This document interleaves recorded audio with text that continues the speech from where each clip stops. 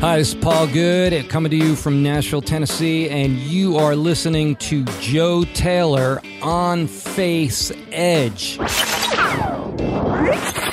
just did not believe that God loved me. I believed that God hung up on me. And I used to tell people, I would be more at peace if I were an atheist than a Christian trying to believe in a God that I didn't think gave a rip. Wow, that is some heavy stuff. Heavy stuff. I know where you're coming from, though, David. I know where you're coming from. Thank you to singer-songwriter and author Paul Good for the introduction. Paul was our guest on the last episode of On Faith's Edge. He is releasing 2 new projects, his album Andrea and his book Rooster Call, both fantastic projects geared towards guys who want to be godly men. Also on that show, rocker John Schlitz stopped by to talk about his newly formed band with Whiteheart's Billy Smiley called Union of Sinners and Saints, and from the sound of it, this thing absolutely rocks out.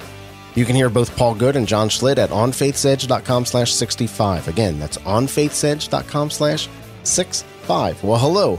Welcome to the 66th episode of On Faith's Edge. My name is Joe Taylor, recovering atheist and your servant in Jesus Christ. This is your place to hear conversations about God and living a life of faith in Jesus Christ. First up on today's show, author and worship leader David Hampton comes in and has a frank conversation about his life as a worship leader, tending to his chronically ill wife, and dealing with their teenage daughter, all ultimately leading to David in isolation and alcoholism.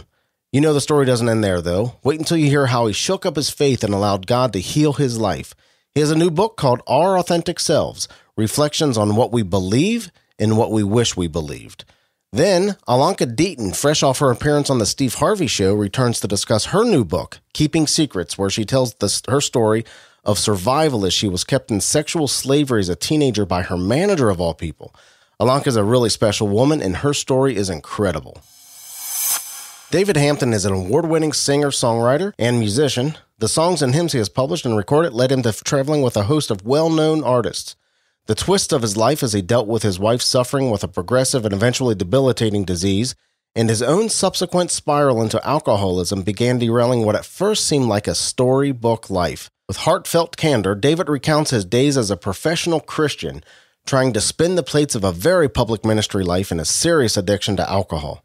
David is an amazing example of how through pain, struggle, and heartbreak, God reveals deep wisdom and, frankly, in David's case, a twisted sense of humor.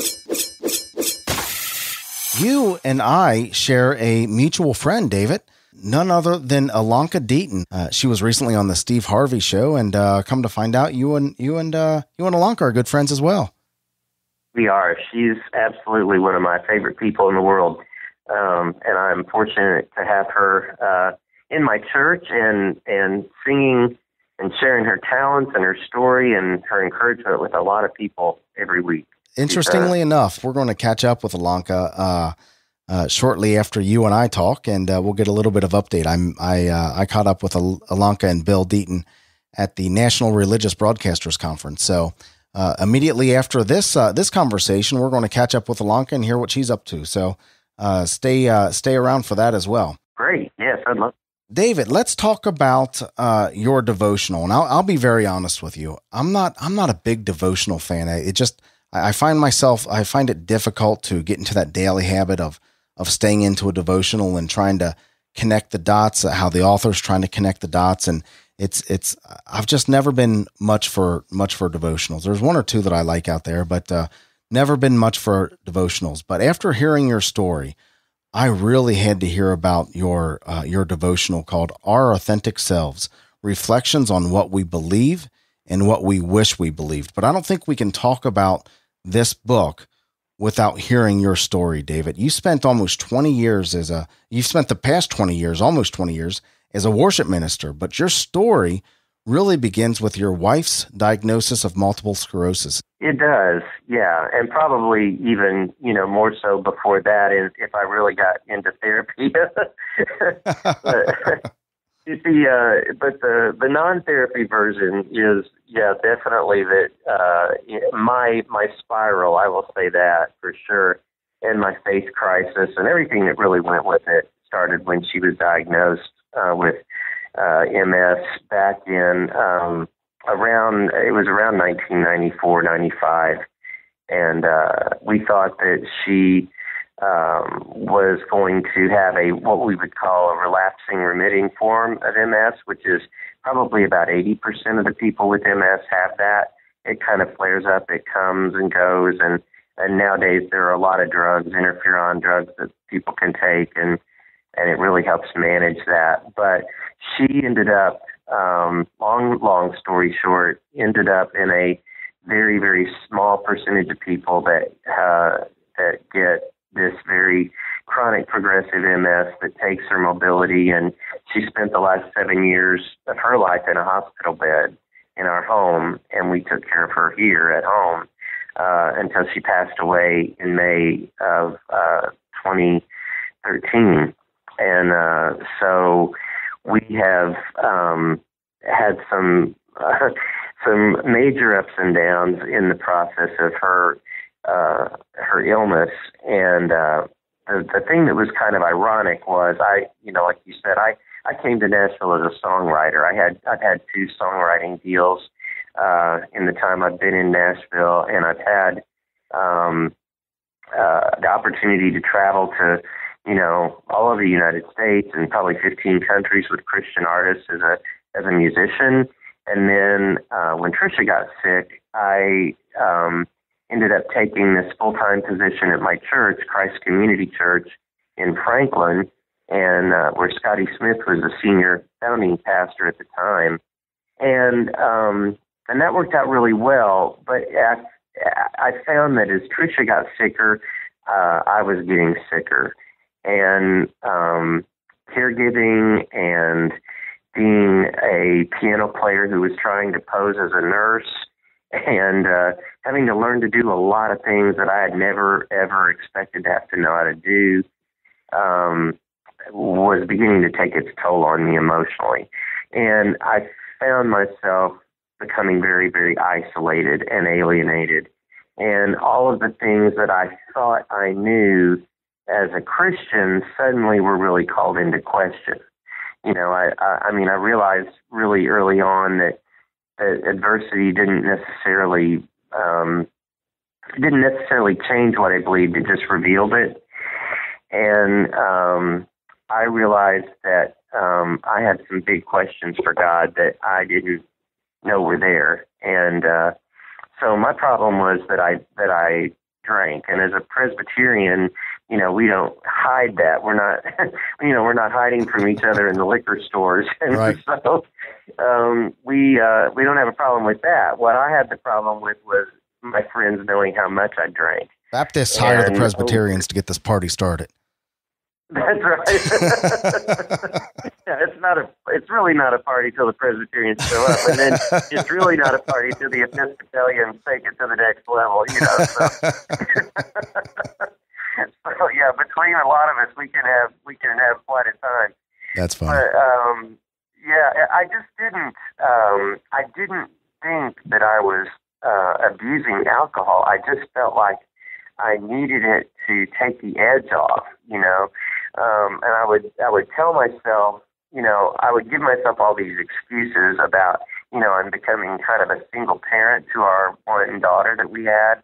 I was the one that ended up, having to pick her up from school and take her to things and go to things because Tricia could no longer drive or she could no longer get out or different things were happening. And, I realized that I just felt a lot better about everything when I drank. Drinking was kind of a spiritual experience for me, which sounds really kind of weird, but, God and I had some of our best talks when I drank. It's just that I don't remember very many of them. And so I had these epiphanies, but they just didn't last me very long. And by morning, I couldn't quite remember what they were. But I knew that I had to have some kind of barrier between me and what I was seeing happen in my family.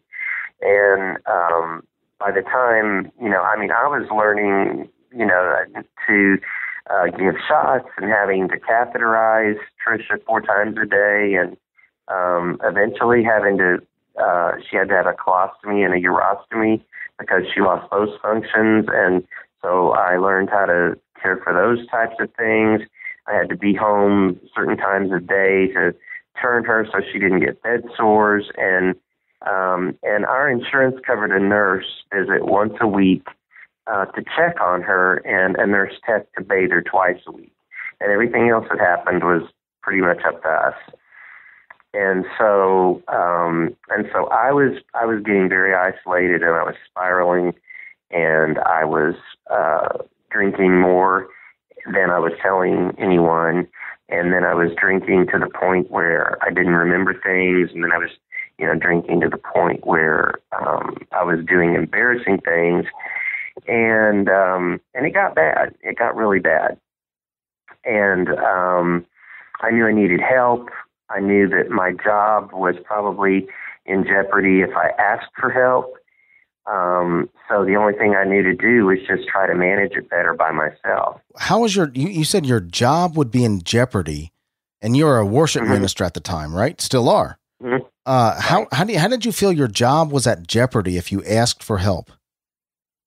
Well, because at the time I felt like, and it turned out not to be true, and which is a great credit to my church. But at the time, I had sort of convinced myself that I was this persona. One thing that goes with addiction is grandiosity, right? And we just we love to inflate ourselves, and because it's all about ourselves. And I thought that if anyone knew that I wasn't perfectly handling all of this, or that there were these gaps in my reality, I thought they'd just be done with me. I figured that I wasn't worth keeping. I didn't think that God would be honored in my brokenness.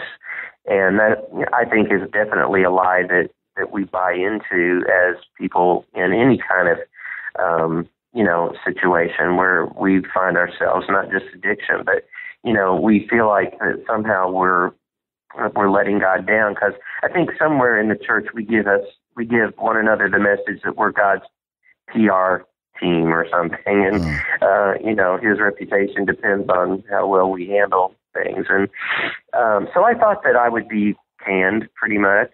And so I just didn't tell anybody. And that turned out to be a really bad idea. But that's what I believed in the moment. Yeah. Not only that, you were raising a daughter at the time as well. You were going through all of this. Right. And part of the struggle is not only dealing with your wife's illness and being her primary caregiver, but you're also the primary caregiver to your daughter. How did that relationship? How was that relationship affected? Well, as you can imagine, Lauren, my daughter, had two sick parents. One she thought couldn't help it, and one she thought could. And she was equally angry with both of us for different reasons. Partly because she was when my drinking was really hitting its peak. She was a preteen girl, which preteen girls and dads aren't always, the most the most docile relationship anyway. And then you throw a little alcoholism and chronic illness in on that, and you've got, an angry kid and a parent in denial and a parent who can't do for themselves, who sees it all happening on the periphery. And it was a circus. She was angry with me for a long time, and rightly so. And it took her about 3 years into my recovery to really believe me, that I was really serious about sobriety.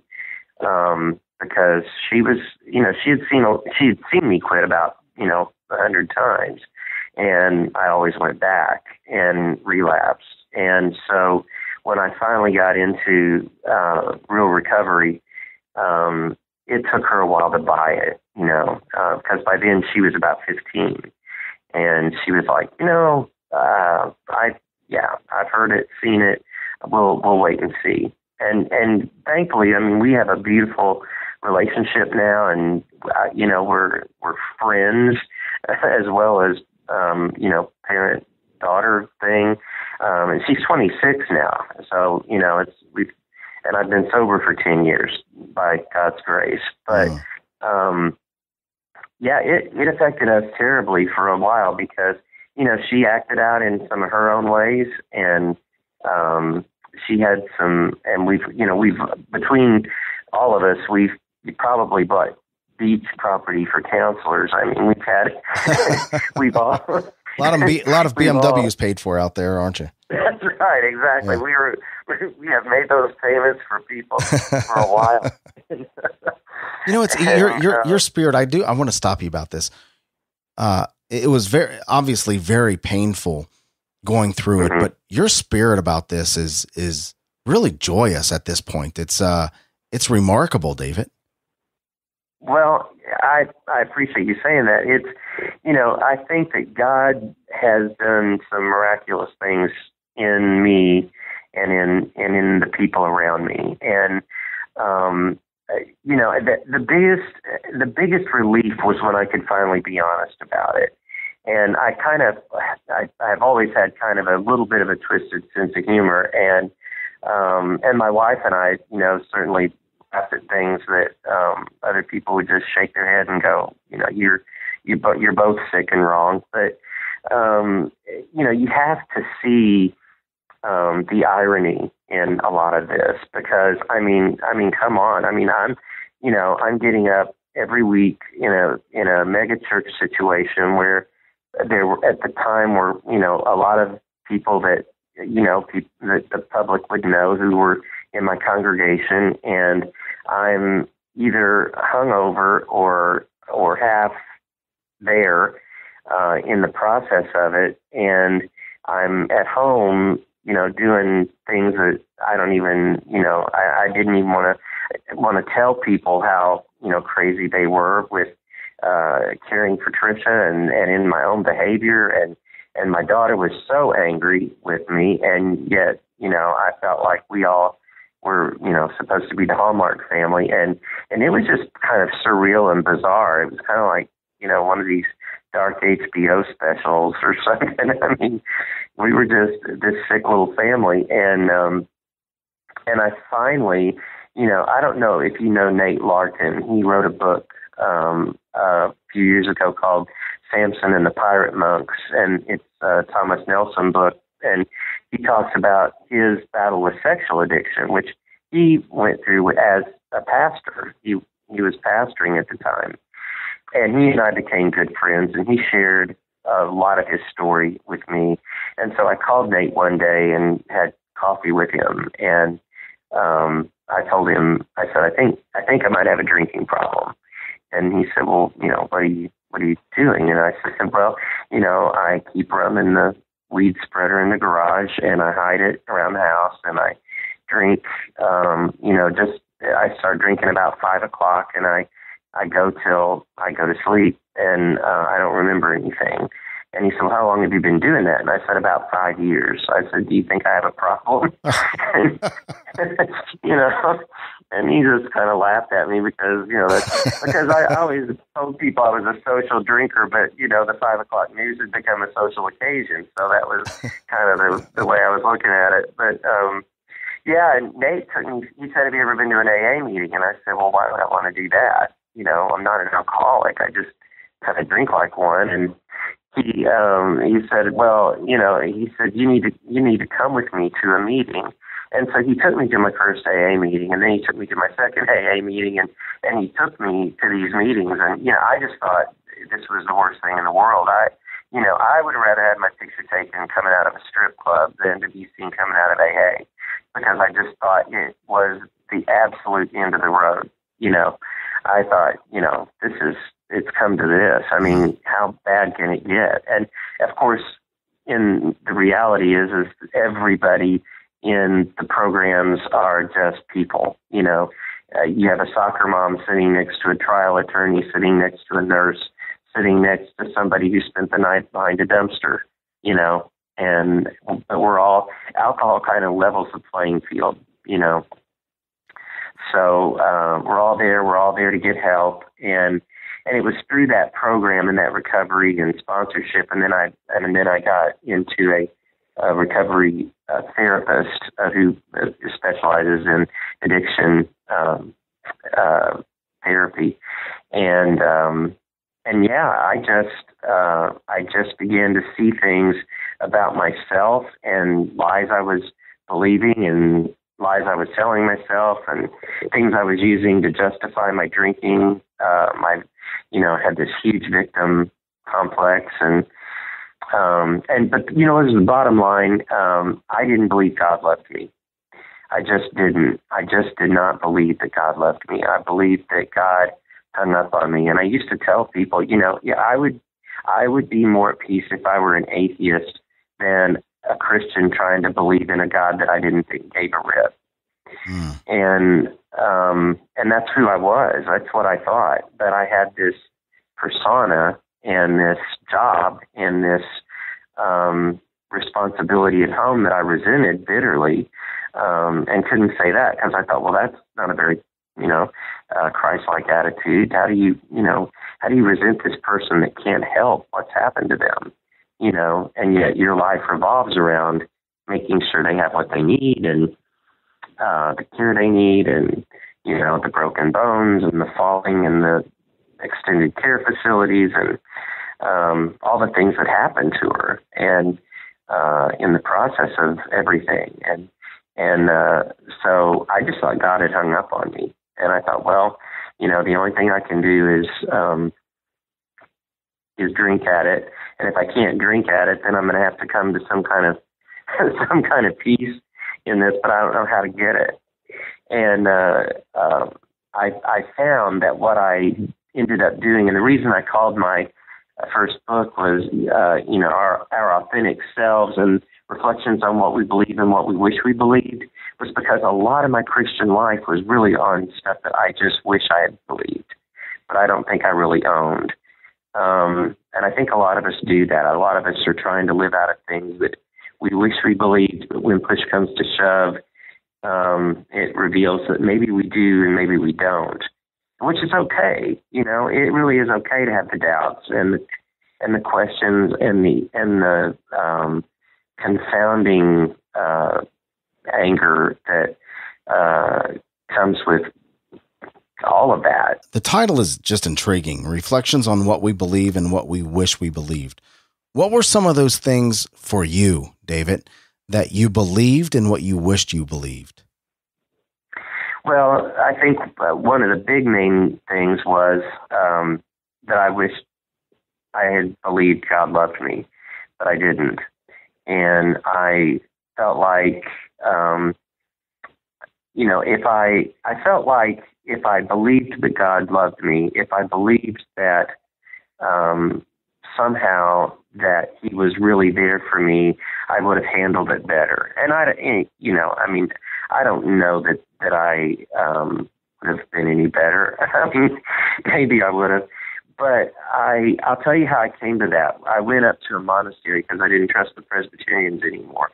And when I first got sober, I decided that, I couldn't trust mainline Christian evangelicals. And so I decided I would go to this monastery that a friend of mine had gone to. And I realized what I was going to have to do was just rebuild my faith from the ground up. I was raised Southern Baptist, and I'd come to faith when I was 9 years old. I put my faith in Jesus, and I had my passport stamped, and I was good to go. And so from there, I thought the best thing to do was serve God with my music, and which I wanted to do and loved to do, and loved seeing people affected by it, but I kind of had this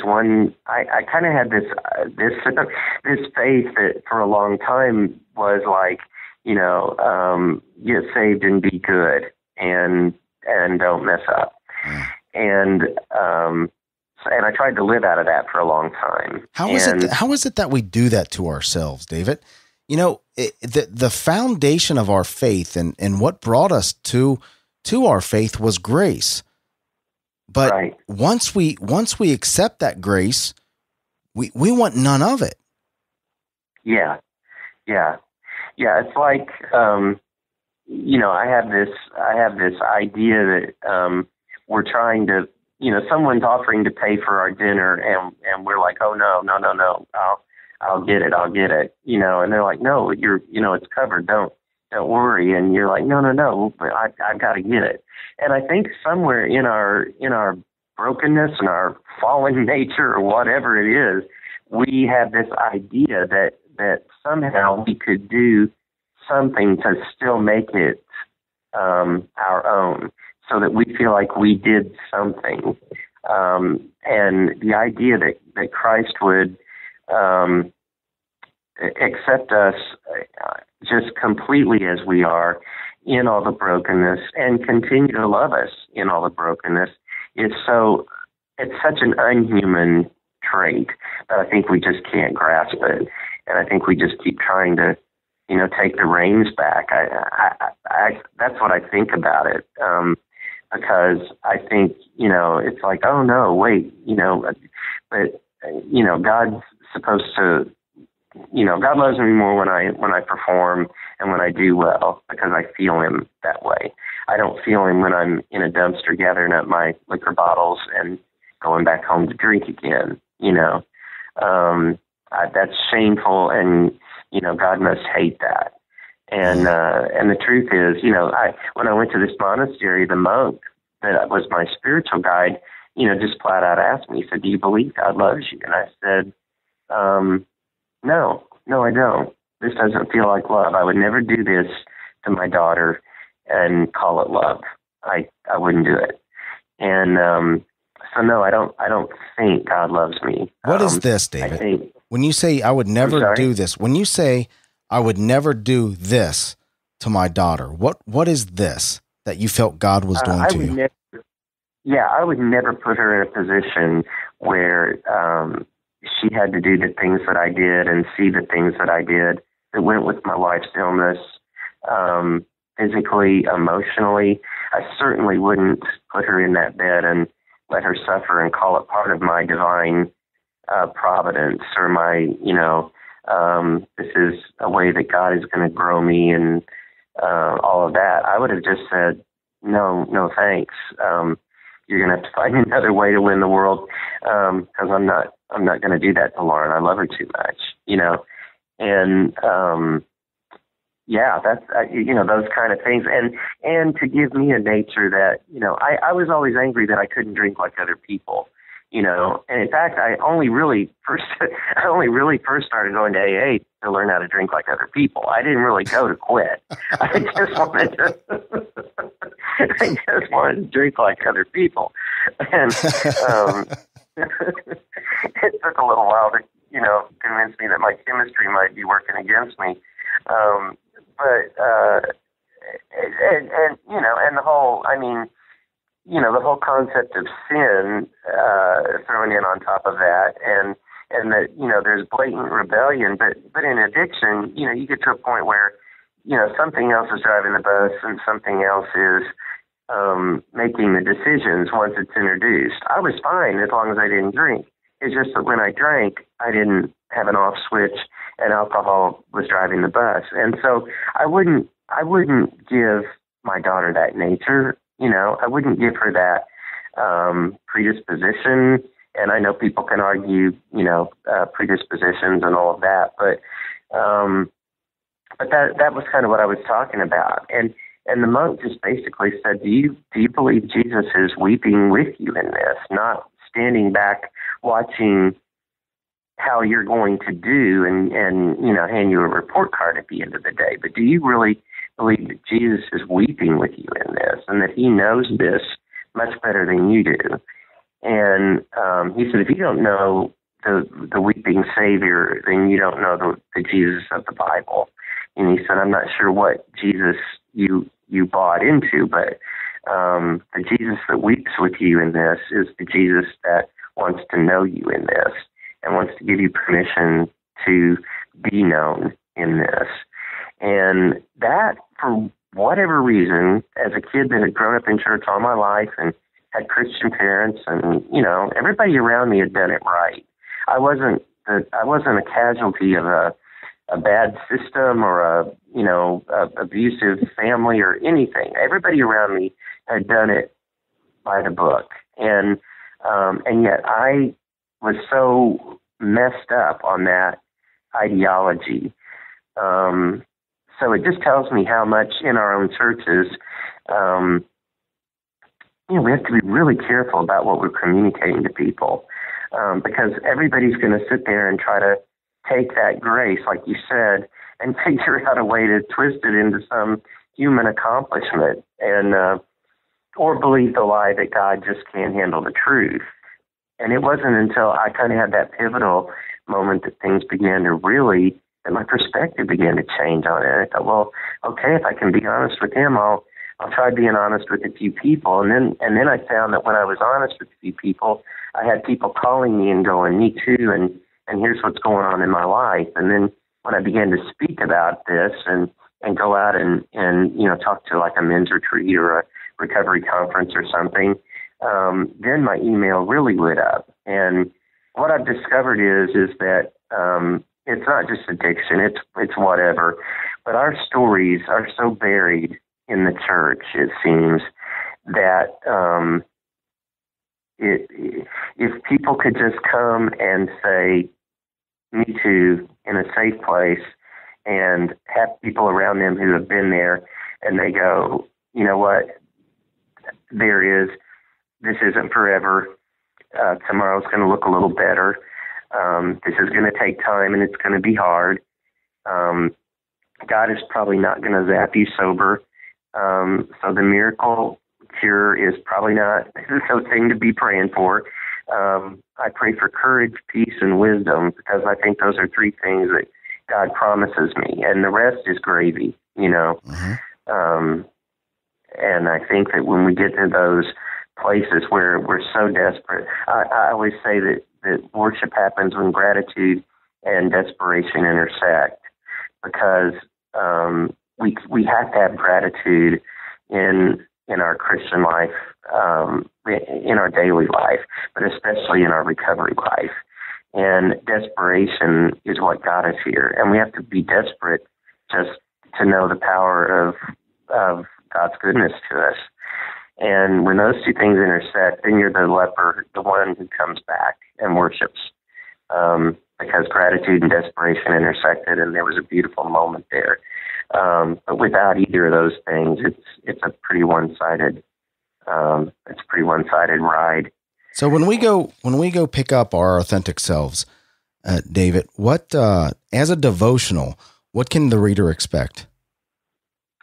Well, yeah. For one thing, I called it a reflections journal, because I figured if I called it a devotional, it would be like putting people repellent all over it, because nobody people like me. Nobody wants to buy a devotional. Right. Yeah, like you said, it's just like, I really would rather not read those. But I divided it up into 40 days, and I asked some questions at the end, and each passage is only about 500 words, but some are anecdotal, some are my perspectives on things that I have come to believe along the way, that the way God has shaped me and reshaped me. But it's a book that I want to make people think about what they think they think. Because I think that Christianity has become such an answer-driven paradigm that we've lost a lot of the mystery, and we've lost a lot of the ability to say, how can this be? How can God be in this? This is so hard and so dark. Where is God? And we begin that journey by asking that question. And I want people. It's not as depressing a book as it sounds like it is. Actually, it's actually full of hope and full of experiences that I've had and that friends of mine have had, where we come to the end of ourselves. But it's one of those great things where you come to the end of yourself and you realize that the door locked behind you, and you're never going to get to go back and be that person again. It's kind of like a marriage that survives something really devastating. And, we pray for healing in that marriage, but the reality is these two people are never going to be the same people again. So they have to reinvent who they are, and let God reinvent who they are going to be in the future if they're going to stay together. Because those two people left the building when whatever happened. You don't get to hang on to the old you in a new circumstance very often, because the old you will take you back to an old place because they have old habits and old beliefs that got you there in the first place. So the door locks behind you when you start this journey, and it's scary, but it's hopeful, and it's actually positive, and you can look at it with the journey of faith in Christ. You can look at it with a certain amount of humor, I think. I always tell people that I wanted Jesus to show up on a white horse, and he showed up in an 87 Bronco with bad suspension and asked me to get in. And, he's a terrible driver, and he wears a flannel shirt, and he doesn't watch the road. And yet I'm supposed to trust him. And I do. And I've learned that the alternative is, the white horse on the wide open road, Jesus. If God had struck me sober, I would have never learned the things that God has taught me about faith, him, what it means to be a believer, and the permission I can give myself and other people, and what it means to be a safe person for other people. I would have never had that experience. I would have woken up one day and I would have said, I'm healed. I think I'll have a drink and right. to celebrate. And it would have been a whole new book. He did, and he didn't heal my life in the sense that we all had prayed. We kept wanting EMS to go away, and it didn't. It got worse. And when I got sober, she got sicker, and that didn't seem fair. And but he did heal her in heaven, and I have that hope and that belief, and I believe that miracle, that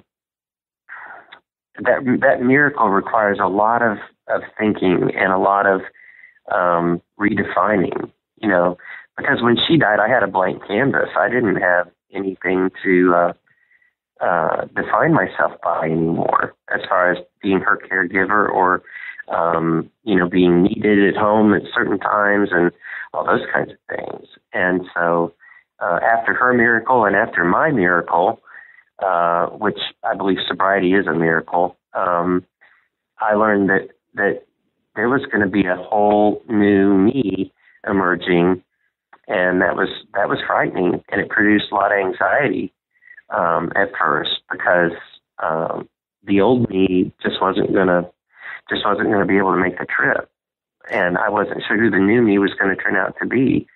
And so I guess getting back to your question about the book about authentic selves, I would tell the reader to trust the process and trust God in it, and realize that you may come across some things that cause you to think about yourself and your faith in very honest terms, and maybe a little more differently than you had in the past.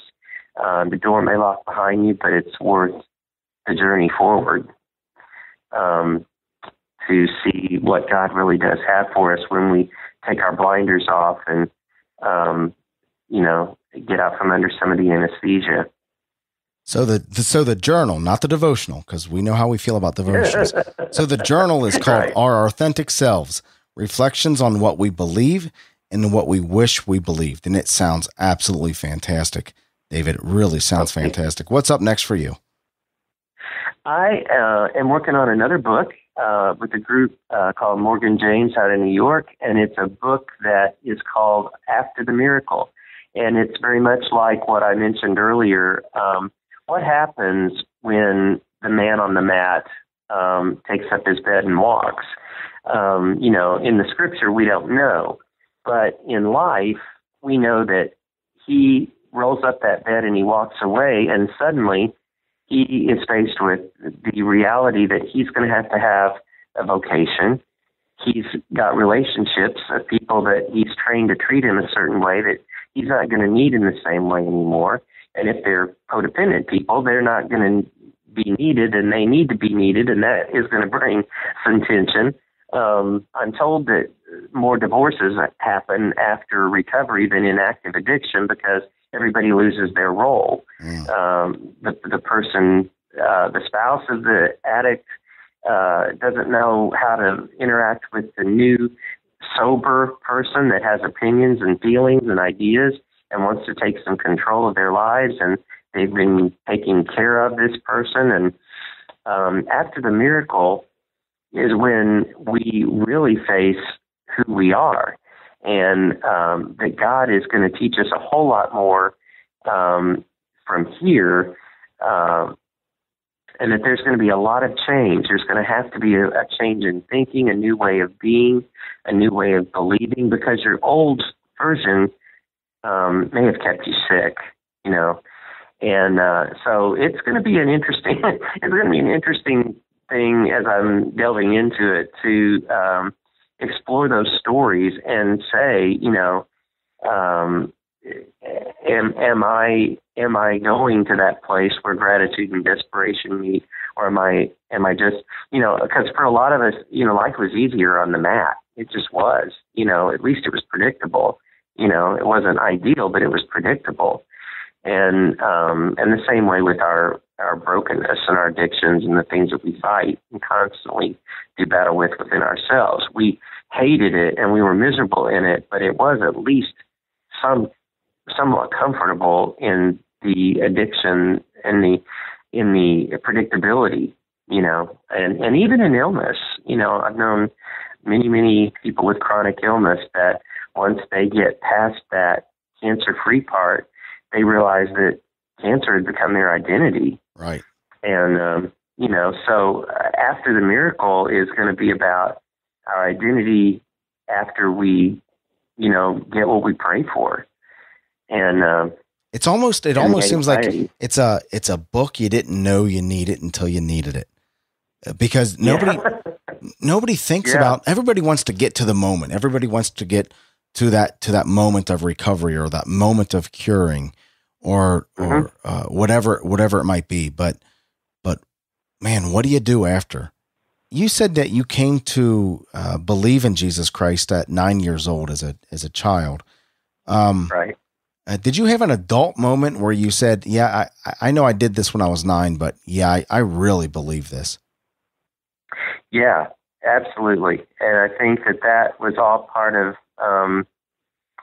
it was actually part of my experience. I think it was a gradual awakening to that, but my experience at the monastery with the monks was the beginning of that, because I came to that place where I thought, you know, I either believe it or I don't. And this has nothing to do in my mind with whether I'm going to heaven or going to hell.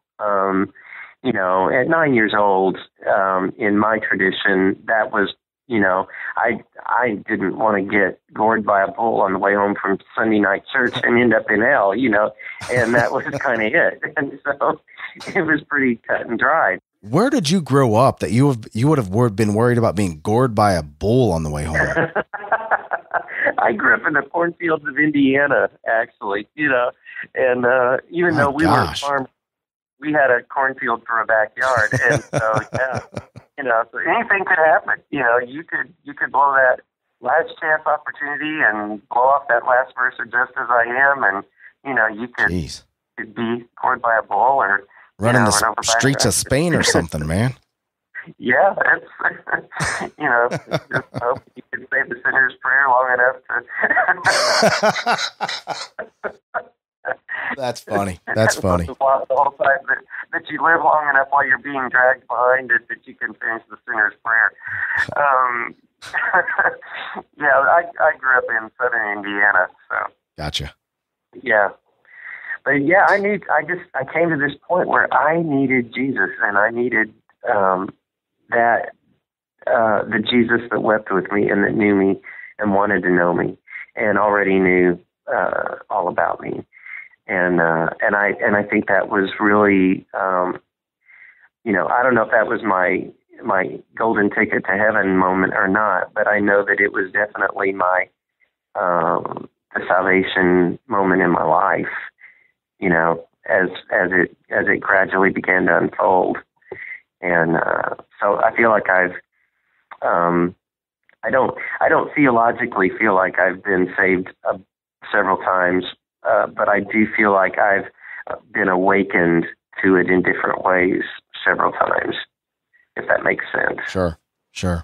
Did you ever have a time when compromising your principles of faith seemed like the right thing to do, either for profit or for expediency or whatever it might be? I'm sure I have. I think that, especially in this community where I live in Nashville, a lot of product comes out of here that Christians consume. We have industries here of music and print and publishing and all kinds of things. Bloggers, podcasters. I mean, everything is here. And I think that in order to get attention, there are certain things you could say and be more accepted maybe than other things. And I kind of on the flip side of it, I've been turned down by some publishers because of the nature of what I've said.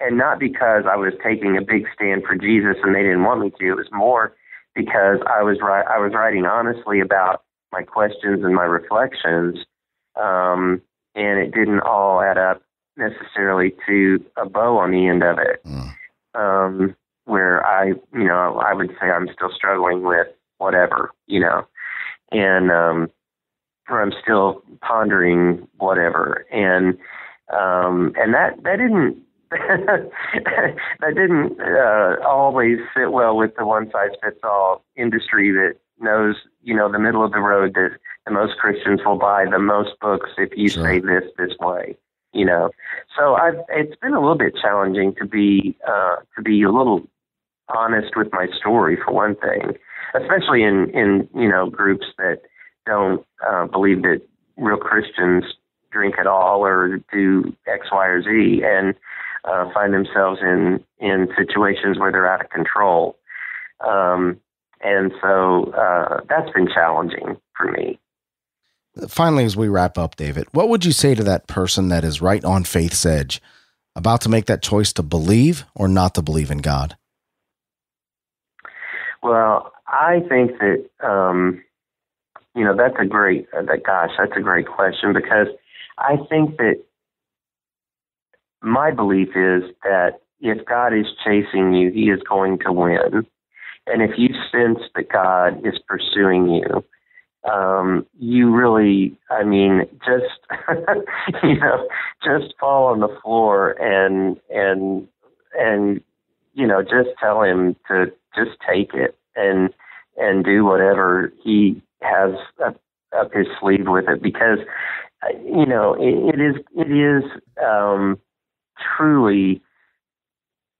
it is truly a thing where we have to surrender, but it isn't that, at least for me, I don't think people wake up one day and go, I think I'm going to go out and figure out what it means to be a Christian.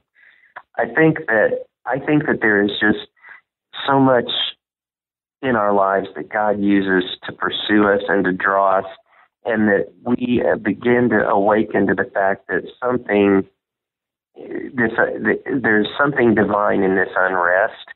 And my answer would just be to surrender to it. And, if you regret it, we'll refund your misery,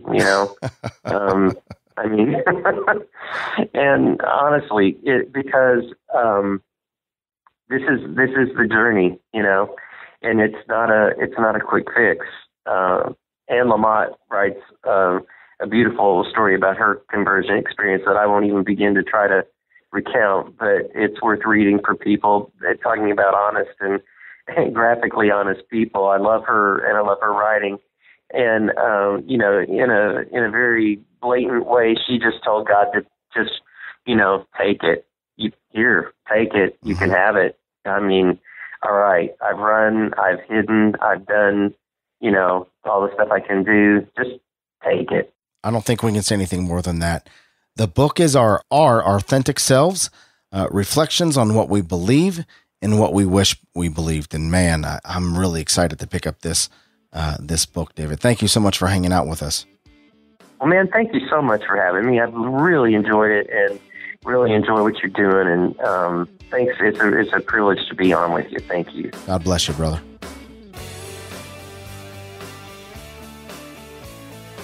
David's website is davidbhampton.com, and his book, Our Authentic Selves, Reflections on What We Believe and What We Wish We Believed, is available on Amazon.com. Again, that's davidbhampton.com, and of course the book is available on Amazon.com. Next up, we welcome back author, speaker, and singer-songwriter Ilonka Deaton. Fresh off her appearance on The Steve Harvey Show, she returns to discuss her new book called Keeping Secrets, where she tells her story of survival as she was kept in sexual slavery as a teenager by her manager. Like I said before, Ilonka's a special woman, and her story is incredible. Joe, it is such a thrill to see you and your beautiful wife, and tremendously thank you for allowing me to come back and speak with you and your listeners. You're a real blessing. You're a real blessing to us. Fresh off your appearance on the Steve Harvey Show. Congratulations. Oh, thank you. You know, he was such a wonderful, nice man to work with. Mm-hmm. And he's Christian, by the way, which was wonderful, to see. And he allowed me on his segment to talk about the Lord, which I was thrilled about. But we had such an amazing time with him and his whole staff. Here's what was impressive about your appearance on the Steve Harvey Show. You talked about the issue of sexual slavery. You talked about your own personal story. Correct. But you pulled no punches, Ilonka, when it came to your faith in Jesus Christ. Right. And how he was the source of your strength. And right. he was the reason that you survived. Correct. And you were very overt about it. Joe, I thought if I only get one opportunity to be on a secular television program, I want every listener to know that the only thing that I can offer them is the power of Jesus. And whether they kept the segment or not, I was going to say it. And I'm just thrilled that they kept it and, that I could glorify the Lord through that. So how was that received? I mean, I know how it was received in the moment because there's nothing you can do in the moment. You're saying it. It's coming out. So was there much of a reaction to how overt you were about your faith? Did you hear much from him about it? Actually, there was, and some of the things that he responded to, they didn't keep in. I'll tell you about that. So I started out by saying that I'm going to unapologetically tell him that how I was healed, and when I said that, you could hear a pin drop in the audience because they knew something was coming. After I'd shared all of that, Steve actually turned to the audience and he gave a mini sermon to people about his faith, about their faith, knowing that Christ does heal us. And no matter what you've gone through, you need to know that you can run to the Lord with all of it. He also continued on saying that he didn't want to receive any bad emails because we are free in the United States to talk about religion and to talk about faith. So whether you agreed or not, he was going to allow this to happen. So he really affirmed it, and the audience received it very well. And I just think that God's favor was with us because a lot of the people, even when we were done, who would come up and hug me or thank me, would share that they've either, thought about Christianity, grew up in the church but walked away from their faith, or was curious about coming back to the Lord. So you never know who's going to sit in the audience, Absolutely. Mm-hmm. Great appearance. Oh, thank you. Great appearance. Thank you. I know that you have a very active musical career. I do. And you're working on projects as we speak. And you have we talked last time we talked, it was on episode 22. So if you want to hear Ilonka's whole story, very transparent, very authentic, not for the faint of heart, frankly. Right. But if you want to hear Ilonka's whole story, go to onfaithsedge.com/22, and you'll hear Ilonka's whole story, including all about her musical career and including all about the issue of sexual slavery. Setting aside the musical stuff right now, Ilonka, as fantastic as it is, right. I want to talk about your new book, Keeping Secrets. Yes. Oh, Joe, I'm so thrilled that finally I have a book. And my story is in the book, but there's so much more. All of the, we don't hold back any punches. All the good and the bad and the ugly and the beautiful is in the book. One thing that I do love about what the book does is I really get an opportunity to speak to each reader specifically on their emotional trauma that they've gone through in their lives, and encourage each woman or man who reads my book that there is freedom and restoration for you specifically with what you've gone through in your story. My story is not unique by any stretch of the imagination. God has given me a platform to call people out of darkness and to call people out of their secrets, to not be a secret keeper, but rather to walk in the light and allow the Lord to heal those places in your heart. So it really teaches someone, what my process looked like, but also what they can do. We have extensive resources in the book. If you need free counseling, if you don't know where to start, if you have an addiction problem, if you have a pornography problem, where do you go? What do you do with all of that? So we really point you to resources and also show you through transparency what it looks like when you take a step of faith, trust the Lord, and start walking through your own journey and process of healing. So not only in Keeping Secrets do you cover your own story of sexual slavery, which started at a young age, 15? No, I was 12 years old. I was kept in it for 5 years. With your manager, it started with your manager at the time, right? Yes, with my music manager, and then I was trafficked in that time by him. And just lived a life of darkness. Right. And walked into my adult life with shame and guilt and pretending to be someone that I wasn't. It's a dark, dark story. And again, you can hear the whole story at onfaithsedge.com/22. But you came out of it when a backstage, somebody in the backstage on crew noticed something amiss. It was an undercover cop. Yes. Okay. That rescued me from this person without knowing the true story. And although I was rescued that day physically, emotionally, I was bound for 12 years. I kept the severity of the secret and all the details of what had happened just a secret. So after attempting suicide at 25, I finally had to come to terms with what had happened to me. And it wasn't after I visited a church and heard about the grace of Jesus that I started spilling out my secret and trusting that Jesus can be my Savior and my healer as well when I called upon Him. That's really where healing started for me. So this is a beautiful book, Ilonka. It's a very hopeful book. Not only do you tell your own story, which is very dark in the beginning, but you also tell your story how you came out of it through Jesus Christ. Correct. And how that healing process went. But you don't stop there. You give other people who may be in it right now or recovering from it, correct, men or women both, a direction, a path, including resources, like you said, on what to do if they're in this. Yes. Tell us a little bit about that process. Joe, I didn't write this book for myself. If I just wanted to hear my own story, I could I could sing it to myself in my shower. That's not why I wrote the book. I wrote the book for the reader. I wrote the book because I want people to have freedom. I want each individual person who is trapped in emotional abuse or has had sexual abuse in their life or is struggling with an addiction or has a hard marriage or, I had an affair in my first marriage, and I talk about that in the book and how God had to redeem me from that. So the book is to encourage each reader to find freedom for the things that they are entrapped in their life. So there's a chapter in the book called Why I Wrote This Book, and it's very detailed to the reader, and it's very encouraging and very hopeful of the kind of freedom in life that you can live in Jesus if you would put your faith and trust in Him and start walking out the process. When we go through horrible things in our marriages or specifically in life with abuse, or even if it's not abuse, if it's just, grief, for instance, of losing a parent, it doesn't go away overnight. It's a process that you have to walk through, and a lot of times we think that process is going to be more painful than the actual event of what had happened. And that's a lie that Satan wants to keep you in. It's not. It can never be that painful of what had happened.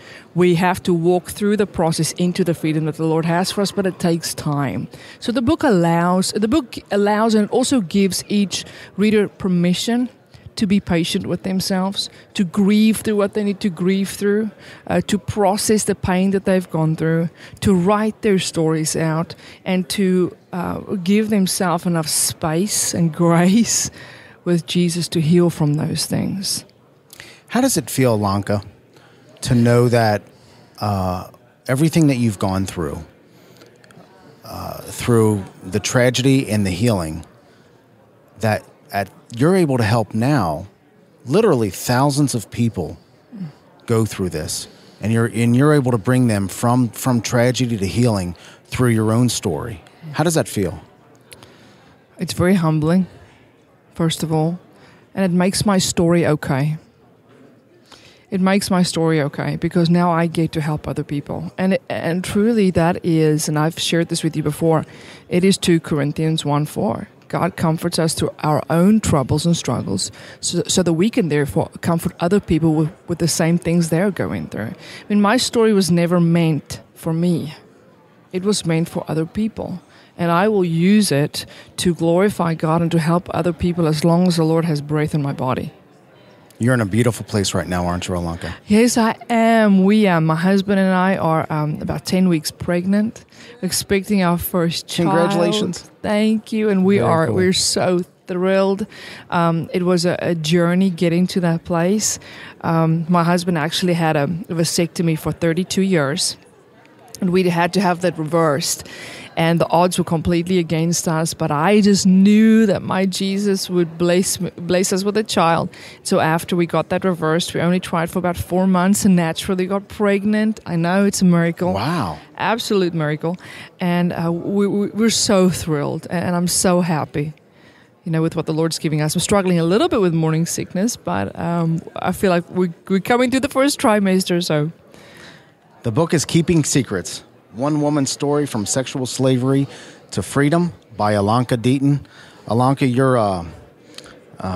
your story is important, and thank you for sharing it with the world. Thank you, Joe. It's people like you that give me the opportunity to have a platform to be able to share it. So thank you so much. Well, Karen and I love you and Bill. God bless you. We love you too. God bless you. Ilonka's website is ilonkaministries.com. Again, that's ilonkaministries.com. And her book, Keeping Secrets, as well as Ilonka's music, can be found on Amazon.com. Of course, all of today's links can be found in today's show notes at onfaithsedge.com/66. Again, that's onfaithsedge.com/66. Well, that'll wrap up today's show. Thank you to David Hampton and Ilonka Deaton for being with us today. And of course, thank you for listening. You mean a lot to me, and you mean a lot to the show. Remember, God is real. He loves you, and so do I. God bless.